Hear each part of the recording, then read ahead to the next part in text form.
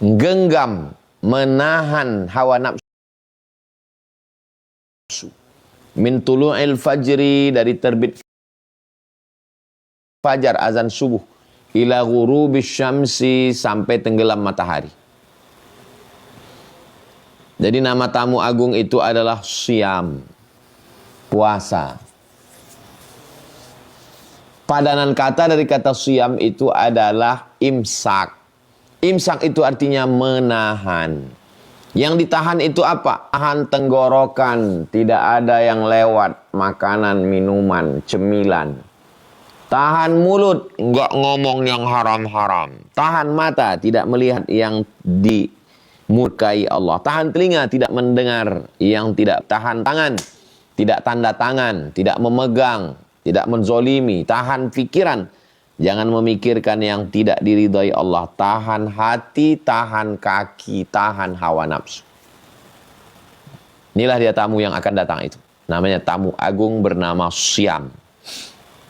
Ada ibadah yang keluar harta, bangun masjid. Ada ibadah yang keluar keringat, darah, jihad. Ada yang ibadah keluar suara, baca Quran. Tapi tamu agung ini unik. Tidak keluar tenaga, tidak keluar suara, tidak keluar harta, tidak keluar darah, tidak keluar keringat. Karena ibadahnya namanya imsak. Hanya menahan saja. Unik tamu agung ini. Pembahasan 3. Apakah dia hanya baru datang sekarang? Atau sebelum-sebelumnya dia pernah datang, tamu agung ini? Kama kutiba 'alal ladzina min qablikum. Dia pernah datang ke orang-orang sebelum kamu. Tamu agung ini pernah datang dulu. Malah dulu dia lebih ekstrim. Inni nazartu lirrahmani sawma walan ukallimal yawma insiyya. Kata Maryam, saya bernazar puasa, saya tidak akan bicara kepada manusia. Jadi kita masih hanya tahan makan minum, tapi bicara boleh, ngomong boleh. Tapi dulu dia pernah datang dengan lebih ekstrim. Ngomong nggak bisa. Dan mohon maaf, malam tidak boleh hubungan. Tapi ketika sekarang, siang boleh ngomong, malam boleh hubungan. Uhilla lakum lailatas siyam arrafasu ila nisaikum. Pada malam bulan Ramadan, bulan puasa, kamu boleh berhubungan.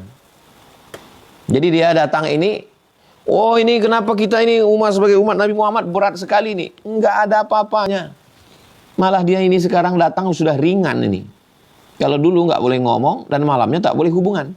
Sekarang siang boleh ngomong, malam boleh berhubungan, mohon maaf. Jadi dia sekarang sudah mulai lembut lunak, tamu agung ini. Kama kutiba 'alal ladzina min qablikum. Oke, pembahasan yang keempat. Untuk apa dia datang? Ngapain dia datang? La'allakum tattaqun. Tujuan dia datang supaya kamu takut sama Allah. Itulah tujuan dia datang. Yang hitam, yang putih, yang Arab, non-Arab, besar, kecil, gemuk, kurus, tinggi, pendek. Siapa yang paling mulia di antara kita? Inna akramakum indallahi atqakum. Yang paling mulia adalah yang paling takwa. Bagaimana cara menanamkan takwa itu? Inilah dia datang. Dia datang, si tamu agung tadi, tujuannya supaya kita bertakwa. La'allakum tattaqun. Gimana cara dia biar supaya kita takwa? Dari mulai azan subuh berkumandang sampai azan maghrib. Azan subuh di Riau jam 5:05 sekarang. Azan maghrib jam 6:30. Selama 13 jam setengah, tidak ada yang berani makan yang halal. Nasi halal, enggak berani. Air putih, teh, kopi, susu halal, enggak berani. Istri halal, enggak berani. Begitulah hebatnya tamu agung ini. Mendidik kita. Enggak berani ribah, namimah, adu domba, gosip. nggak berani melawan menyakiti hati orang lain, zolim aniaya. Ini kehebatan tamu agung ini. La'allakum tattaqun. Pembahasan kelima. Berapa lama dia datang? Tamu agung ini berapa lama dia datang ke tempat kita? Ayyamam ma'dudat. Hari-harinya sudah ditentukan. Limited. Berapa hari? 29 atau 30. Enggak 28, enggak 31. Hanya 29 atau 30. Ayyamam ma'dudat. Datang dia 29 30 hari, habis itu dia cabut.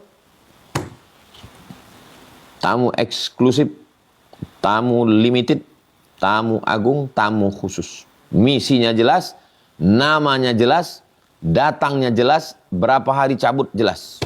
Ayyamam ma'dudat. Oke, pembahasan yang keenam. Apakah semua wajib ketemu dengan tamu agung ini? Apakah ada pengecualian, ada yang boleh nggak ketemu sama dia? Atau dia maksa, wajib ketemu dengan saya? Ada beberapa orang yang boleh nggak ketemu dengan tamu agung ini. Faman kana minkum maridan, orang yang sakit. Ketika tamu agung ini datang, sakit, maka pembahasan yang keenam adalah orang sakit boleh nggak ketemu. Mohon maaf saya absen dulu, nggak ikut. Semua bupati, gubernur, kepala daerah wajib datang. Ada yang boleh nggak ikut? Ada boleh nggak ikut. Ah, itu juga tamu ini ada boleh nggak ikut. Siapa dia? Maridon, sakit. Qadarullah, memang sudah ditakdirkan sakit. Ya apa boleh buat. Jadi jangan Islam ini kejam ini, wajib. Enggak.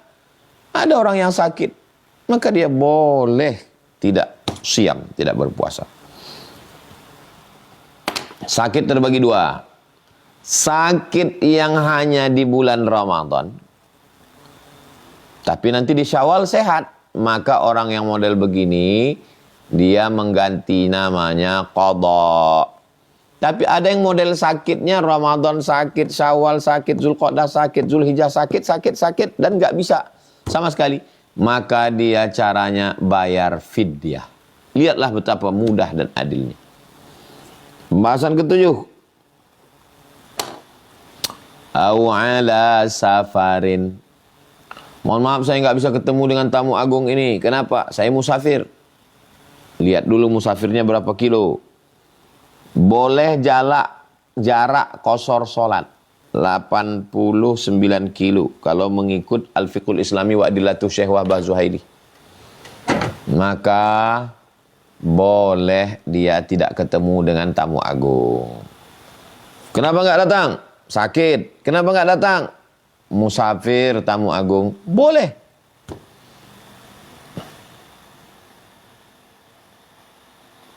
Bagaimana caranya? Pembahasan ke-8. Fa'iddatum min ayyamin ukhor. Reschedule.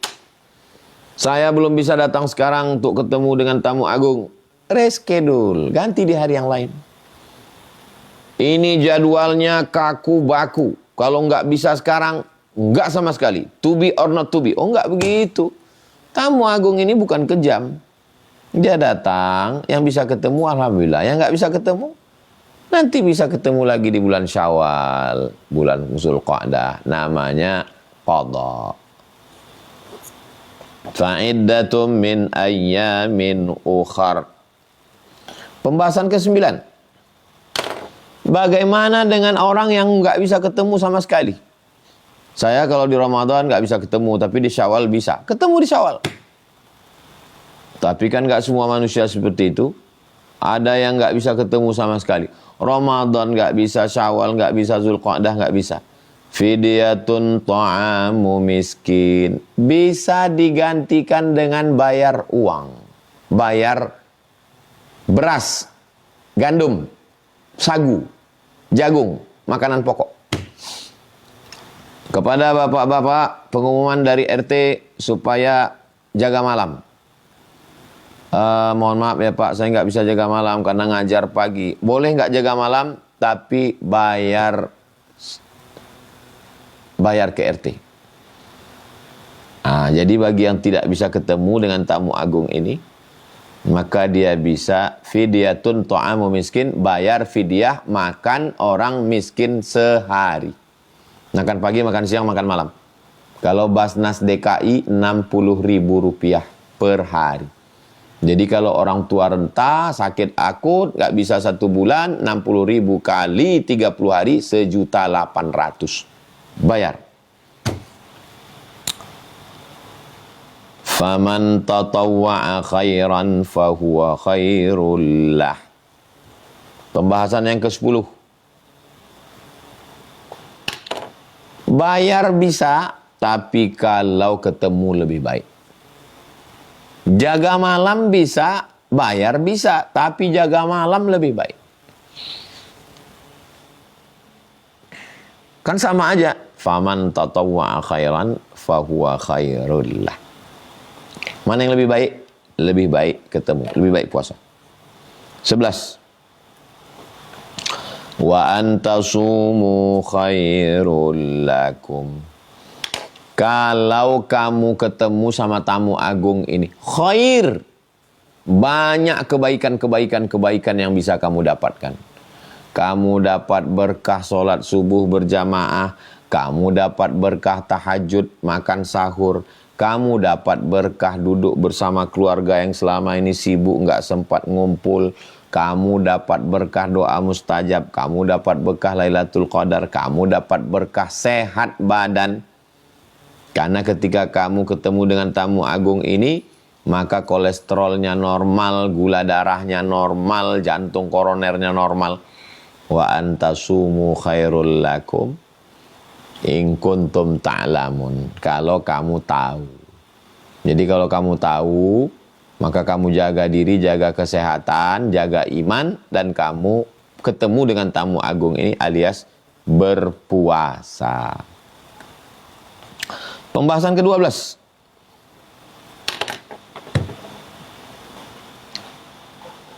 Bulan apa tamu yang agung ini datang? Harinya sudah tahu tadi 29.30. Bulan apa dia datang? Syahrul Ramadan. Dia datang pada bulan Ramadan. Tidak pada Zulqa'dah, tidak pada Zulhijjah, tidak pada Muharram. Dia datang pada bulan Ramadan.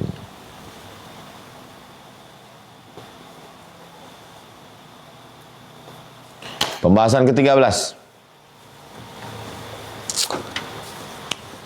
Tamu agung ini yang bernama Syam ini ketika datang, dia beriringan dengan tamu yang mulia juga. Apa nama tamu yang satu lagi itu? Unzila fil Quran. Pada waktu siangnya ketemu tamu namanya Syam, malamnya ketemu tamu namanya unzila fihil Quran. Karena dia turunnya malam. Inna anzalnahu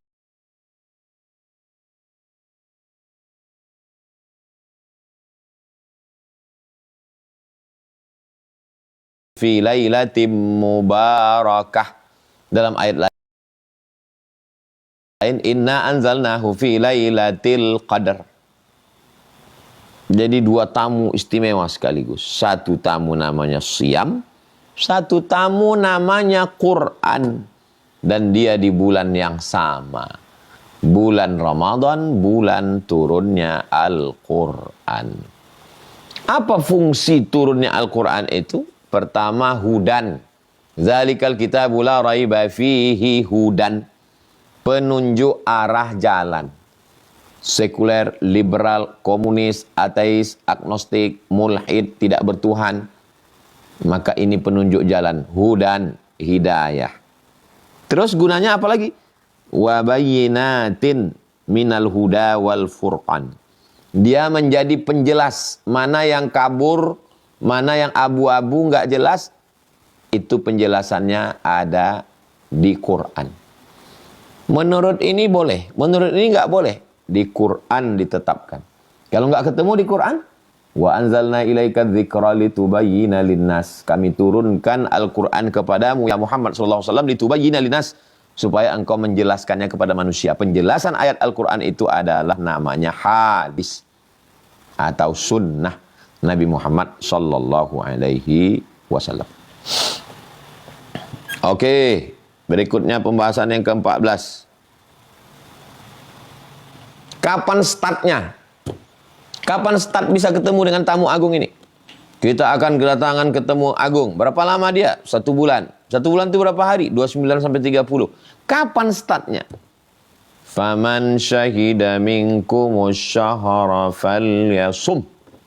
Siapa yang melihat hilal anak bulan, maka berarti itulah awal start pertemuan.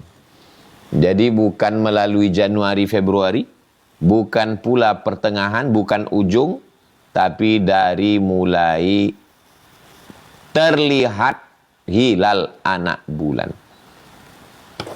Disitulah baru start ketemu dengan tamu agung. Oke, 15. 15 dia ulang lagi sekali lagi. Pembahasan ke-15 dia ulang sekali lagi. Wa kana maridhan, syarang sakit. Au ala safarin, atau musafir. Fa'iddatun min ayamin, hari yang lain. At-tikrar, pengulangan Al-Quran itu bukan pengulangan, adalah penekanan makna. Diulang lagi, siapa yang sakit atau musafir bisa diganti di hari yang lain. 16. Apakah kedatangan tamu ini mempersulit, ribet, jelimet, susah, payah, buat stres, depresi, buat suntuk?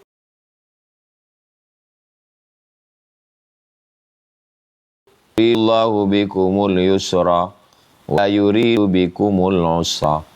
Tamu ini datang tujuannya untuk membuat kamu yusra, mudah. Wala yuridu bikumul usra, bukan mau nyulit-nyulit, nyusah-nyusahkan, bukan. Mau memudahkan kamu. 17.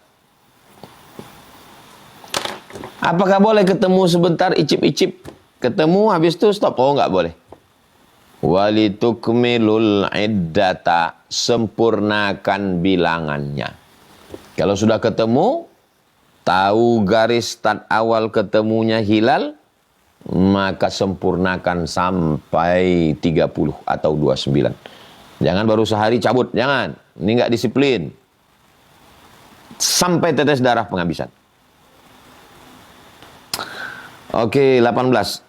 Setelah ketemu dengan tamu agung tadi, apa yang bisa kita lakukan?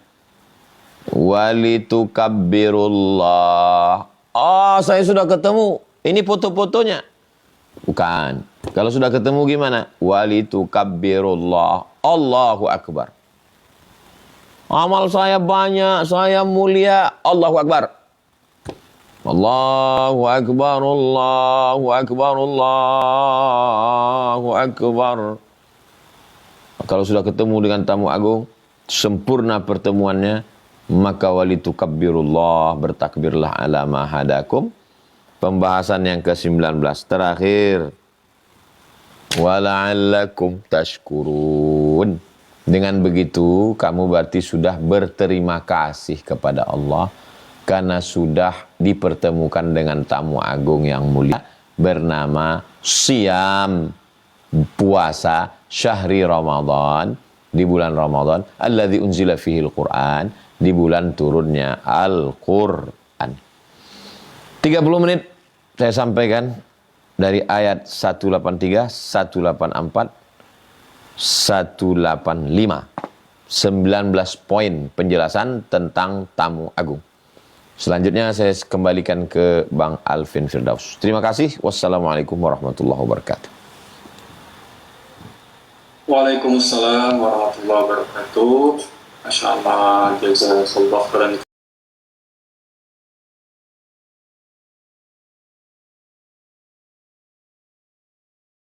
kasiran pada kita yang sudah menyampaikan luar biasa tamu yang ikan ya di Ramadan puasa ini dialihkan sebagai tamu tadi. Baik, Bapak Ibu, kita masuk sesi tanya jawab ya. Sesi tanya jawab ini saya akan tulis peserta yang ada di yang sudah present.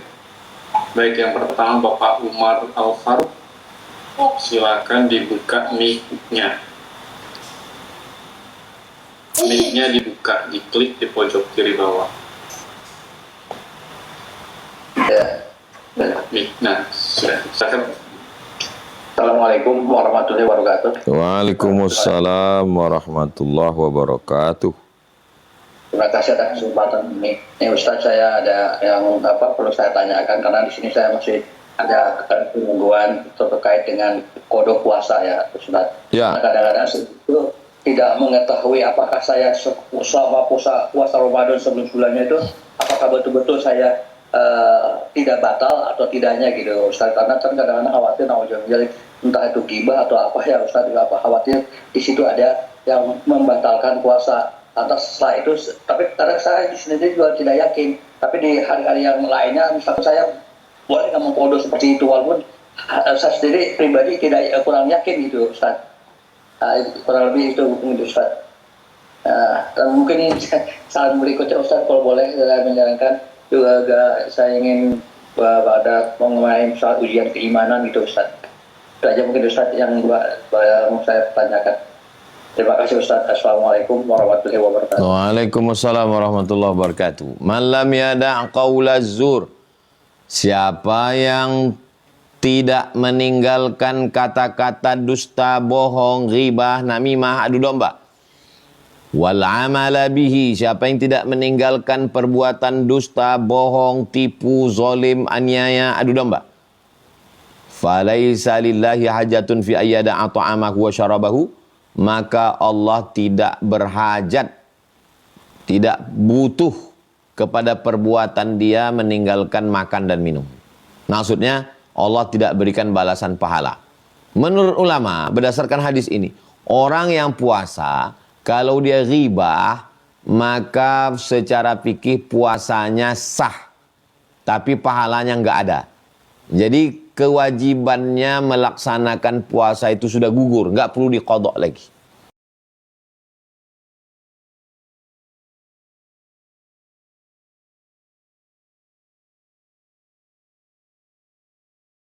Puasanya saja yang hilang, kewajiban puasanya sudah gugur. Pak tinggi mengqadha puasa. Ini pertanyaan yang pertama.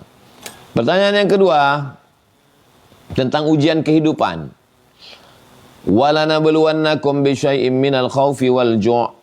Pasti siapapun yang hidup ini pasti diuji. Ujian yang pertama, khauf, takut. 2, ju', lapar. 3, wa naqsim minal amwal, kurang harta, miskin, bangkrut.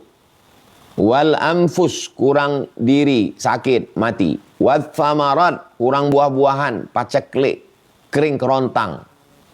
Wa basyiris sabirin, berikan kabar gembira kepada orang yang sabar. Alladzina idza asabathum musibah, ketika mereka kena musibah, qalu inna lillahi wa inna ilaihi raji'un. Mereka mengatakan inna lillah. Dah, berarti bahwa tidak ada manusia ini yang lepas daripada ujian. Kalau ujian itu datang ke kita, bagaimana caranya? Ya ayyuhalladzina amanu sta'inu bis sabri was shalah. Pertama, sabar, tahan diri, tahan emosi. Yang kedua, sholat, banyak-banyak sholat. Sholat malam, sholat tahajud, sholat duha, sholat mutlak, sholat hajat, sholat sunat, sholat. Minta tolong kepada Allah Subhanahu wa ta'ala. Nanti Allah yang akan menolong kita. Hasbunallah wa ni'mal wakil, ni'mal maula. Tapi rasanya belum, Pak Ustaz. Terus beribadah sampai akhirnya pertolongan Allah itu turun. Falyabudu rabb hadzal bait, beribadah. Alladzi at'amahum min ju', kalau perutmu lapar nanti Allah kenyangkan. Wa amanahum min khauf, kalau kamu takut nanti dihilangkan Allah rasa takutmu. Wa amanahum, aman. Muncul rasa aman, rasa tenang. Banyak berzikir, ala bidzikrillah, dengan banyak berzikir tatmainnul qulub, hati menjadi tenang. Demikian Bang Alvin, wallahu a'lam bishawab. Baik, barakallah. Mudah-mudahan jawab Bapak Umar. Terima kasih, Pak. Alhamdulillah.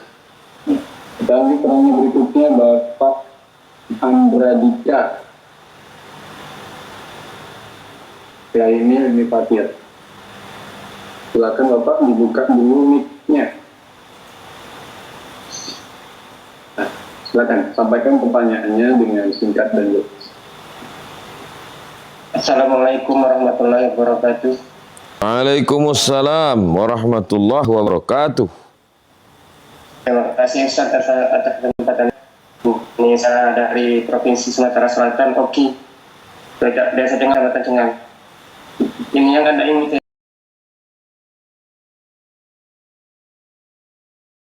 saya tanyakan bagaimana cara lancar membaca Al-Quran. Itu pertanyaan yang pertama. Pertanyaan kedua, kalau kita mau sedekah, yang penting saudara kita dulu atau orang lain? Mungkin itu saja yang dapat saya tanyakan Pak Ustaz. Assalamualaikum warahmatullahi wabarakatuh. Cara lancar membaca Quran, cari guru ngaji, guru Iqra, segera minta jadwal sama-sama berjamaah atau privat sendiri. Iqra 1, Iqra 2, Iqra 3. Saya kemarin ketemu dengan pejabat selevel gubernur, lalu kemudian dia mengajak teman-temannya untuk belajar Iqra. Umur 60-an, enggak ada kata malu. Karena belajar dalam Islam utlubil ilma minal mahdi ilal lahdi. Sambil ketawa-ketawa gimana bunyi ha, gimana bunyi a, gimana bunyi po. Nah, jadi segera bulan Ramadan, target Ramadan ini bisa ngaji. Cari guru ngaji secepatnya. Lalu kemudian siapa yang kita prioritaskan untuk sedekah? Wal jari dzil qurba, tetangga yang kerabat. Tetangga dekat rumah, tapi dia juga kerabat. Ada hubungan sepupu, ponakan, kakak, adik. Yang kedua,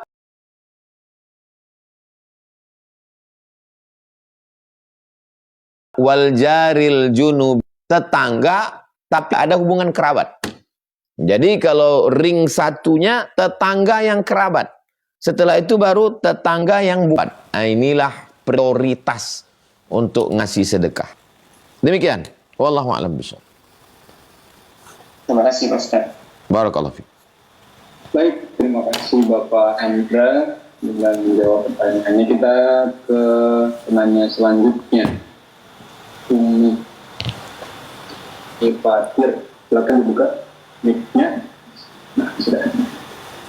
Assalamualaikum Ustaz. Waalaikumsalam warahmatullahi wabarakatuh. Semoga Ustaz dan keluarga sehat selalu. Amin ya rabbal alamin.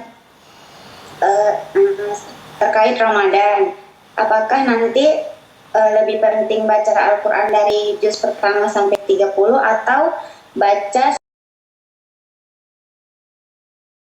sesuai yang amalan kita, misal maghrib Yasin yang seperti biasa, Isya Al-Muluk, subuh Al-Waqiah, baru tahajud Maryam, duha Ar-Rahman gitu. Lebih pentingan mana gitu maksudnya? Imam Malik bin Anas, Imam Maliki, lebih tua dari Imam Bukhari, meninggal tahun 179. Itu menutup majelis Muwatta, majelis baca hadis. Beliau fokus di bulan Ramadan, fokus baca Quran. Fokus baca Quran. Baca dari mulai Al-Fatihah, Al-Baqarah, Ali Imran, An-Nisa, khatam. Wa kana al-Imam Syafi'i yukhtimul Qur'ana fi Ramadan 60 khatamah. Imam Syafi'i mengkhatamkan Al-Quran di bulan Ramadan 60 kali khatam. Siang 1 kali, malam 1 kali. Jadi Ramadan ini memang bulan mengkhatamkan Al-Quran. Apakah amalan-amalan Al-Muluk sebelum tidur, Al-Kahfi malam Jumat, baca Yasin hilang? Tidak hilang. Karena kita tetap baca habis tarawih duduk 1 juz.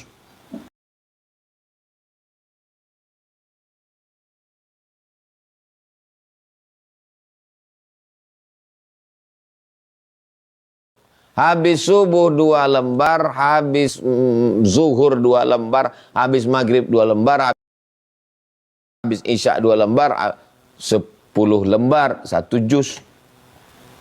Tidak mengganggu yang lain. Duduk 1 juz itu kalau bacanya pelan, cuman 1 jam. Scroll 5 jam. Jadi perbanyak khatam Quran, tapi tetap jaga bacaannya, tartil, jangan sampai mau cepat-cepat rusak bacaan. Dan wirid-wirid yang biasa tetap jangan diganggu. Demikian, wallahu a'lam bishawab. Syukran Ustaz. Assalamualaikum warahmatullahi wabarakatuh. Waalaikumsalam. Waalaikumsalam warahmatullahi wabarakatuh. Baik, sudah 3 penanya ya. Kita masuk ke penanya berikutnya. Nomor 4. Saya persilakan berikutnya Ibu Intan Fahmila. Silakan kita. Assalamualaikum warahmatullahi wabarakatuh. Waalaikumsalam warahmatullahi wabarakatuh. Saya baru pertama kali ikut kajian di tempat Pak Ustadz Ya. Abdul Somad Zoom. Saya mau di luar tema Pak Ustadz. Saya gelisah sebenarnya di hati. Yang pertama, saya ini dapat ujian. Saya sakit. Saya didiagnosa kena diabetes mellitus. Terus yang kedua, saya terkena was-was setan juga. Jadi saya itu di pikiran saya itu selalu terngiang-ngiang gitu untuk berpikiran buruk terhadap Allah, itu yang bikin saya takut gitu. Dan ini sinkron sekali dengan penyakit yang saya, penyakit medis ya, penyakit medis dengan penyakit was-was ini bersamaan gitu. Yang saya cuman pingin minta didoakan Pak Ustadz supaya ya doa dari Pak Ustadz itu obat buat saya gitu. Semoga, kata orang katanya penyakit diabetes tuh nggak bisa sembuh, tapi ya saya berharap Allah nyembuhin gitu. Dan gimana caranya menghilangkan was-was setan, saya takut sekali Pak Ustadz. Terima kasih. Assalamualaikum warahmatullahi wabarakatuh. Waalaikumsalam.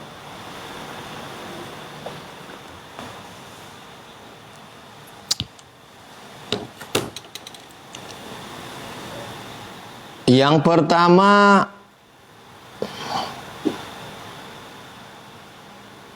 Ibu yakin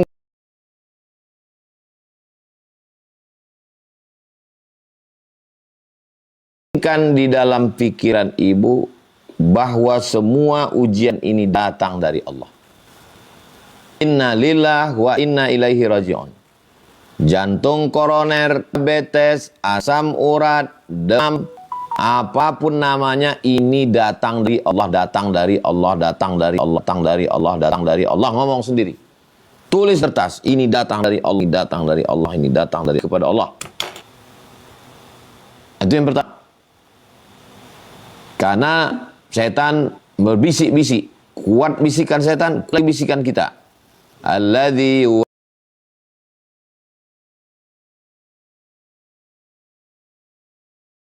yuwaswisu fi durin minal jinnati wan nas. Ini datang dari Allah. Walanabluwannakum bisyai'in minal khaufi wal ju'i wa naqsin minal amwali wal anfusi was samarat wa basyir sabirin. Baca terjemahnya. Ini datang dari Allah. Alladzina idza asabat musibah qalu inna lillahi wa inna ilaihi raji'un. Ini datang dari Allah, akan kembali ke Allah. Itu yang pertama. Yang kedua, ibu salat sunat hajat. Salat sunat hajat, minta kepada Allah supaya diberikan Allah Subhanahu wa taala. Salat sunat hajat. Saya salat sunat hajat 2 rakaat. Hajatnya, tolong saya ya Allah. Tolong saya ya Allah supaya bikin saya tenang, supaya saya sehat, supaya saya, tolong saya ya Allah. Udah. Nah, maka salat sunat hajat di sujud terakhir. Nah, maka salat sunat hajat di sujud terakhir Maka sholat sunat hajat di sujud terakhir itu, aku ya Allah tolong aku, ya Allah tolong aku, ya Allah tolong ya Allah. Pertama, tanamkan kepikiran ini datang dari Allah, ini datang dari Allah, innalillahi wa inna ilaihi raji'un. Yang kedua, sholat sunat hajat. Yang ketiga, zikir. Setiap datang macam-macam pikiran, zikir. Zikir yang paling afdal, afdalu zikri la ilaha illallah. La ilaha illallah, la ilaha illallah, la ilaha illallah. Kuat zikir. Mengusir, terdengar di telinga. Kalau kata Syekh Abdul Wahab Asy-Sya'rani, bergetar dari ujung rambut sampai ke ujung kaki untuk mengusir bisikan setan. La ilaha illallah, la ilaha illallah. Pertama, kuatkan pikiran ini datang dari Allah, kembali kepada Allah, Allah yang menyembuhkan, ini ujian dari Allah untuk mengangkat derajat saya, innalillahi wa inna ilaihi raji'un. Yang kedua, sholat sunat hajat. Yang ketiga adalah zikir, la ilaha illallah. Di samping itu tetap juga berusaha, berikhtiar makan obat. Tetap berobat. Likulli da'in dawa. 3, yang sifatnya batin, spiritual. Yang zahirnya tetap makan obat. Datang ke dokter. Apa obatnya? Supaya likulli da'in dawa. Setiap penyakit itu ada obatnya. Fatadau, berobatlah kamu. Berobat itu adalah sunnah. Ikhtiar. Dapat pahala. Mudah-mudahan Allah memberikan kekuatan menolong ibu dan disehatkan dari penyakitnya insya Allah. Demikian. Amin. Barakallah, terima kasih Bu Intan, mudah-mudahan menjawab pertanyaan. Baik, ya, efisien kita langsung saja ke penanya berikutnya. Saya persilakan berikutnya Ibu Yoyo. Silakan Ibu buku terakhirnya. Terima kasih. Assalamualaikum warahmatullahi wabarakatuh. Waalaikumsalam. Saya tanyakan itu untuk yang perempuan lagi menyusui, apakah itu lebih utamanya nanti itu mengkodo atau boleh dengan fidyah saja itu Ustaz? Itu aja mungkin yang saya tanyakan. Terima kasih. Bisa ulang lagi Bu? Untuk yang habis melahirkan, kan masih punya bayinya, kemudian dia tidak puasa, apakah dia itu wajib mengkodo atau boleh juga misalkan hanya untuk fidyah aja, tidak mengkodo? Baik. Fidyah aja gitu. Saya jawab menurut mazhab Syafi'i. Saya jawab menurut mazhab Syafi'i. Karena itu yang saya amalkan. Nanti kalau ada ustadz yang menjawab beda dengan jawaban saya, berarti dia bukan mazhab Syafi'i. Oke? Ibu catat. Ibu catat karena ini agak ribet mengingatnya. Kalau tidak puasa karena dirinya,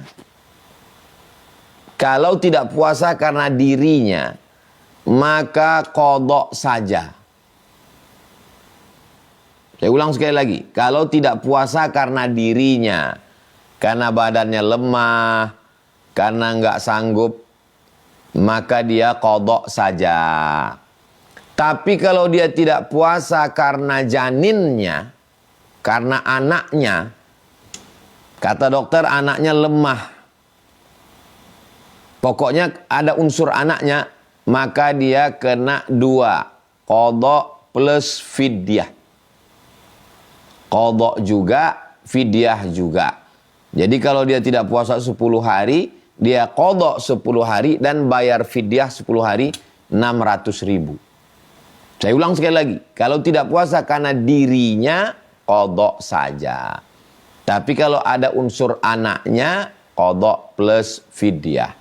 Demikian Ibu. Ini berlaku bagi orang yang mengandung dan menyusukan anak. Menurut mazhab Syafi'i. Wallahu a'lam bishawab. Alhamdulillah. Terima kasih Ustaz. Terima kasih. Barakallahu fikum. Waalaikumsalam warahmatullahi. Assalamualaikum warahmatullahi wabarakatuh. Baik. Kita ke penanya berikutnya, Ibu Ratna Ambul. Silakan dibuka. Assalamualaikum Ustaz, izin bertanya. Waalaikumsalam warahmatullahi wabarakatuh. Saya punya dua pertanyaan Ustaz. Ya. Yang pertama terkait bulan Ramadan, yang mana yang kita dahulukan mengkodok puasa wajib atau puasa Syawal. Kemudian pertanyaan yang kedua, ini di luar materi yang disampaikan tadi Ustaz, apakah menyicil rumah atau menyicil emas di di bank begitu itu termasuk riba? Mohon penjelasannya Ustaz. Afwan. Nanti di bulan Syawal ibu punya hutang 7 hari dan ibu mau puasa 6. Sekarang saya tanya, ibu mau yang afdol atau mau yang tidak afdol? Mau yang afdal Ustaz. Kalau ibu mau yang afdol, ibu qadha dulu 7, habis qadha 7, ibu tambah 6. Berarti ibu puasa 7 tambah 6 sama dengan 13. 13. Berarti ibu puasa 13 hari. Itu mau yang afdol. Kalau ibu mau yang tidak afdol, boleh tapi tidak afdol, ibu puasa qadha. Ibu puasa qadha di bulan Syawal, otomatis sudah dapat pahala puasa sunat. Ibu puasa 6 hari di bulan Syawal, saya niat puasa qadha besok hari. Di bulan Syawal, niatnya cuma satu, niat qadha. Otomatis sudah dapat pahala puasa sunat. 2 in 1. 2 puasa qadha dengan puasa sunat in 1. Hanya dalam satu niat, niatnya puasa qadha. Ibu tinggal pilih, mau yang versi 13 atau yang versi 6 sekali jalan. Pendapat yang nomor 2 tadi itu dari Imam Zakaria Al-Ansari dari mazhab Syafi'i. Bukan kata Abdul Somad. Terserah ibu mau pilih yang mana di antara yang 2 tadi. Jelas? Jelas. Oke. Yang kedua, masalah cicil rumah. Saya punya rumah. Rumah ini harganya 100 juta. Lalu ibu mau beli rumah ini. Ustaz Somad, saya belilah rumah ini 100 juta. Saya bilang, ya. Tapi saya mau cicil Pak Ustadz. 1 bulannya 10 juta. Ibu cicil 1 bulan 10 juta. 1 tahun 120 juta. Saya dapat untung, apa untung saya? Saya dapat untung 20. Ibu dapat untung ibu dapat untung waktu cicil-cicil. Boleh cicil barang dengan uang. Ibu kasih uang, saya kasih barang. Boleh. Yang tidak boleh itu adalah begini yang tidak boleh. Saya punya rumah. Ibu mau beli. Tapi ibu bilang, saya belinya cicil Pak Ustadz.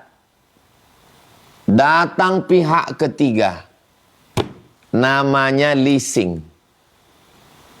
Lalu pihak ketiga meminjamkan uang ke ibu. Lalu kemudian pihak ketiga meminjamkan uang ke ibu. Lalu ibu bayar. Jadi akadnya adalah uang dengan uang.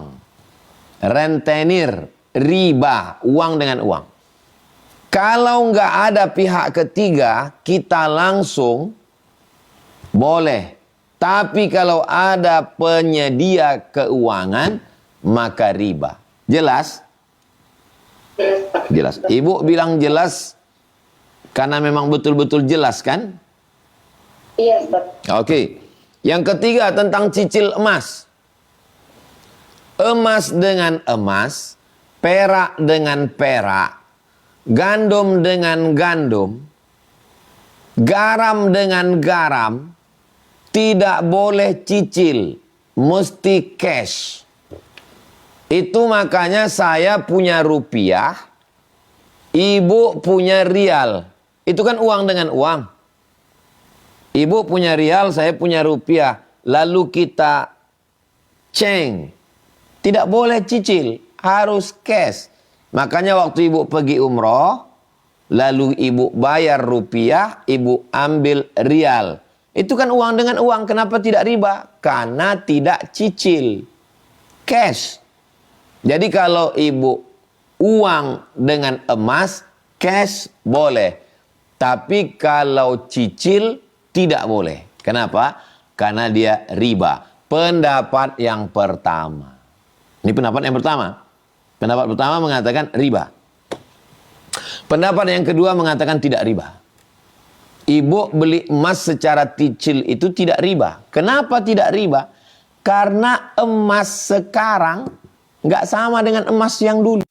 Emas dulu itu adalah uang. Zaman emas itu dinar, itu nilai tukar. Emas sekarang bukan uang. Emas sekarang adalah produk. Sama dengan beli rumah tadi.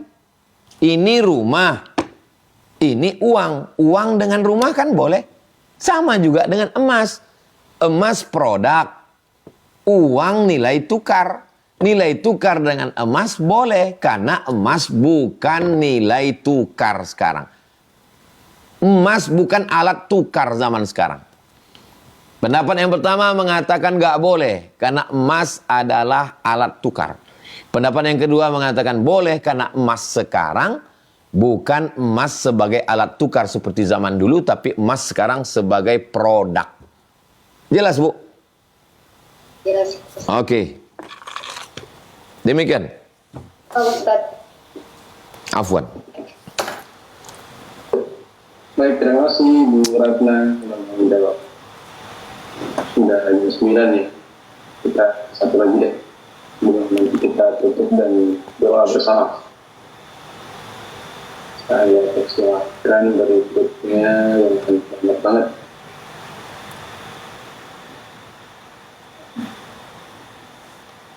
Bapak Suparmi.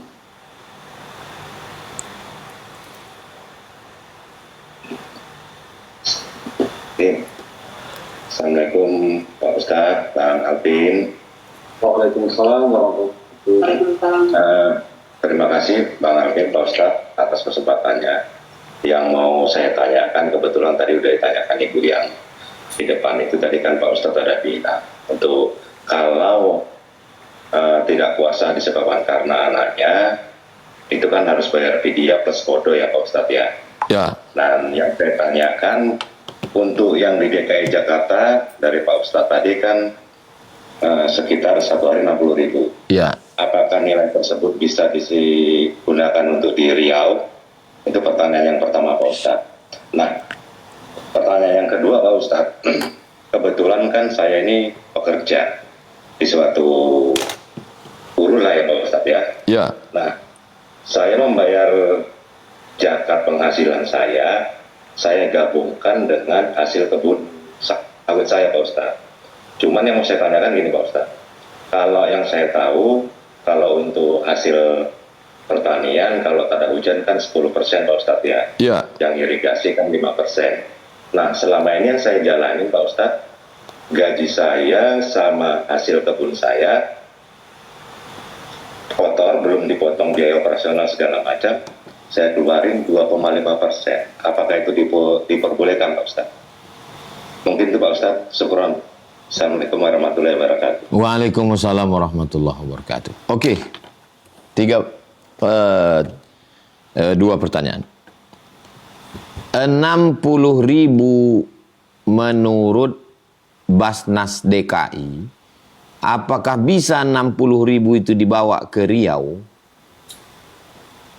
Makan pagi lontong 15.000, makan siang 15.000, makan malam 20.000. 15, 15, 30, 20. Jadi untuk di Riau itu bisa Bapak pakai karena makanan Riau dengan DKI enggak terlalu jauh. Beda dengan saudara kita di Papua. Walaupun sama-sama Indonesia, tapi di sana makanan nggak bisa itu. Kalau kita kasih 60, kasihan saudara kita di sana nggak dapat apa-apa, dia 60.000 itu. Jadi kalau itu bisa.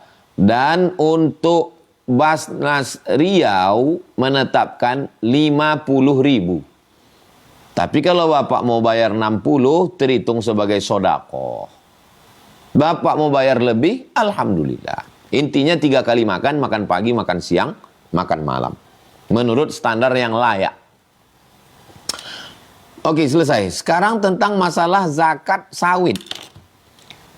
Sawit ini tidak ada zaman Nabi.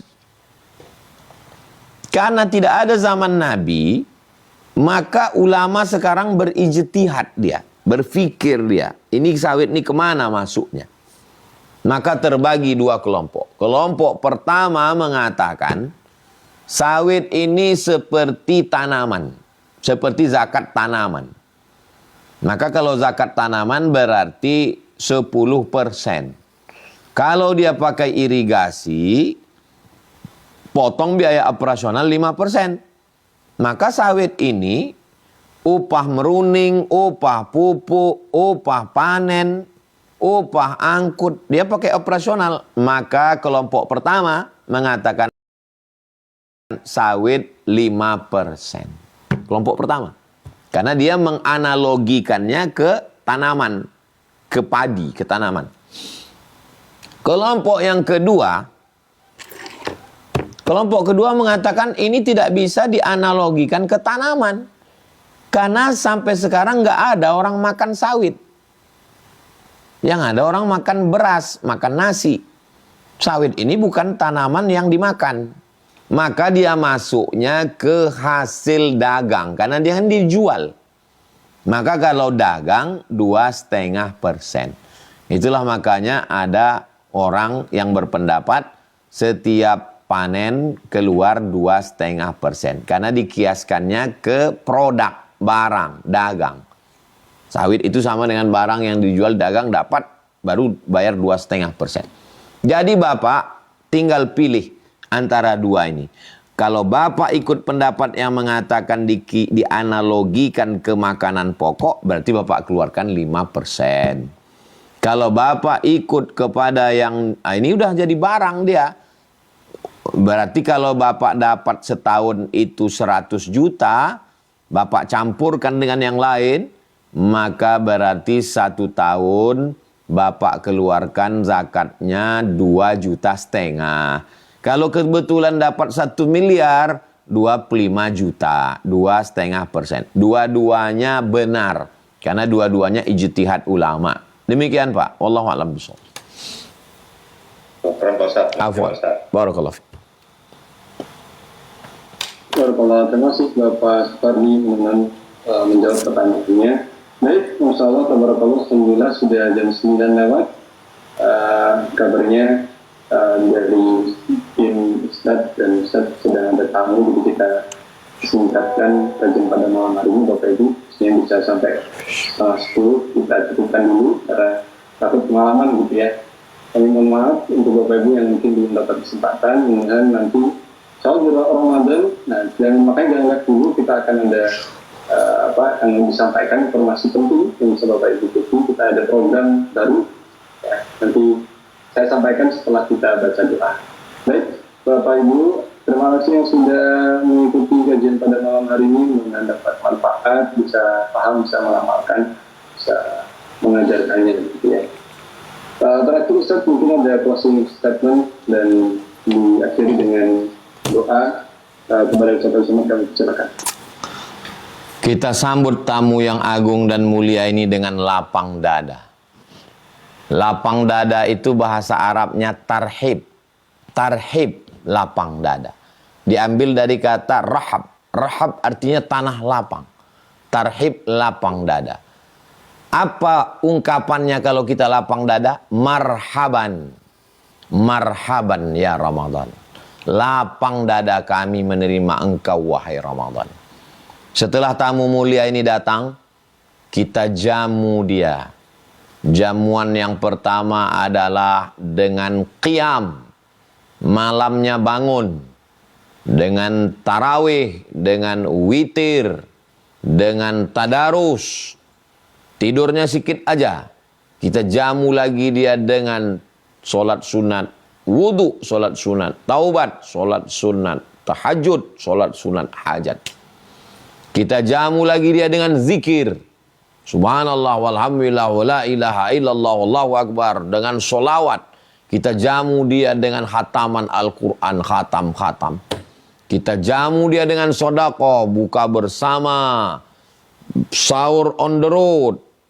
Coba cari di jalan-jalan, banyak sekali saudara kita yang tidur di tumpukan sampah di depan ruko. Kasih dia nasi kotak. Mudah-mudahan hari itu puasa dia pertama seumur hidup. Ayah dia Allahu bika rajulan wahidan. Satu orang dapat hidayah. Khairum min humurin na'am. Lebih baik daripada seekor unta yang merah. Setelah itu dia pergi meninggalkan kita. Setelah dia meninggalkan kita, kita pun ikut mulia. Tamu kita ini agung. Kita ikut agung dan mulia karena kita sudah berjumpa dengan dia. InsyaAllah. Ala hadhihi niyah al-Fatihah. A'udzubillahi minasyaitonirrajim. Bismillahirrahmanirrahim. Alhamdulillah rabbil alamin. Arrahmanirrahim. Maliki yaumiddin. Iyyaka na'budu wa iyyaka nasta'in. Ihdinas siratal mustaqim. Siratal ladzina an'amta 'alaihim ghairil maghdubi 'alaihim waladdallin. Amin. Allahumma shalli ala sayyidina Muhammad wa ala ali sayyidina Muhammad. Ya Rabbi bil Mustafa balligh maqasidana waghfir lana ma madha ya wasi'al karami. Ya qadiyal hajat, ya rafi'ad darajat, ya man qada amran innama yaqulu lahu kun fayakun. Hasbunallahu wa ni'mal wakil, ni'mal maula wa ni'man nasir, wa la hawla wa la quwata illa billahil aliyyil azim. Allahumma barik lana fi Rajab wa Sya'ban wa ballighna Ramadan. Rabbana fir lana dhunubana wa liwalidayna warhamhuma kama rabbayana shaghira. Ya Syafi, ya Syafi, ya Syafi, engkau yang menyembuhkan, isfi mardana, sembuhkan saudara kami yang sakit. Warfa' darajatina, angkat derajat kami. Waghfir lana dzunubana, ampunkan dosa kami. Balligh maqasidana, sampaikan segala maksud niat baik kami. Farrij kurubana, lepaskan kami dari segala kesulitan, kesusahan kami. Warzuqna rizqan halalan thayyiban mubarakan fi. Berikan kami rezeki yang halal, yang barakah. La yassir lana umurana, mudahkan segala urusan kami ya Allah. Wa sallallahu ala sayyidina Muhammad wa ala alihi wasallam. Walhamdulillahirabbil alamin. Taqabbalallahu minkum minna wa minkum taqabbal ya karim. Terima kasih Bang Alvin Firdaus beserta seluruh tim yang ada di Riau yang mengikuti kajian kita malam ini baik offline maupun online. Terima kasih. Saya ucapkan selamat menunaikan ibadah puasa Ramadan 1446 Hijrah. Taqabbalallahu minna wa minkum shalihal a'mal. Wassalamualaikum warahmatullahi wabarakatuh.